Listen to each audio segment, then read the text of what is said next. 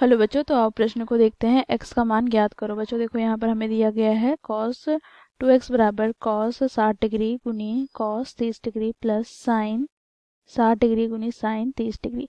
तो दिए गए प्रश्न की मुख्य अवधारणा की बात करें तो बच्चों यहाँ पर हम देखेंगे साइन 30 डिग्री बराबर होता है cos 60 डिग्री के, जिसका मान 1/2 के बराबर होता है।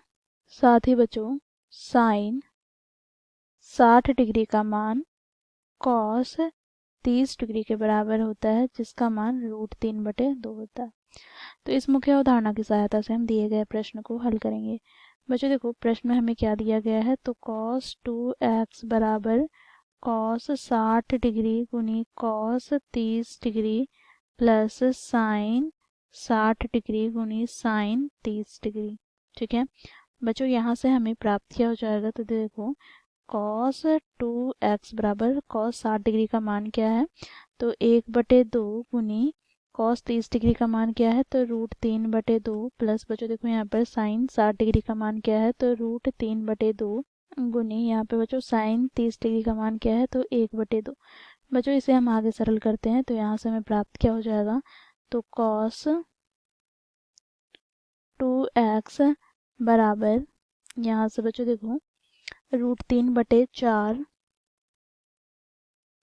प्लस √3/4। बच्चों देखो यहाँ से हमें प्राप्त हो जाएगा cos 2x बराबर, यहाँ से बच्चों हम लघुत्तम लेंगे 4, तो यहाँ से हमें प्राप्त हो जाएगा √3 प्लस √3 अर्थात 2 गुनी √3। 2 से विभाजित करेंगे तो 2 दूनी 4, तो यहाँ से हमें प्राप्त क्या हो गया, तो देखो cos 2x बराबर √3/2।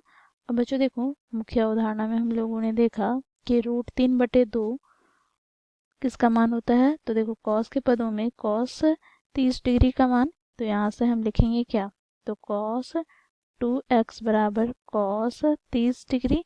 अब बच्चों देखो यहाँ पर हम तुलना करते हैं, तो तुलना करने पर हमें प्राप्त क्या हो जाएगा, तो 2x बराबर 30 डिग्री अर्थात यहाँ से हमें x का मान प्राप्त हो जाएगा क्या, तो देखो 15 डिग्री।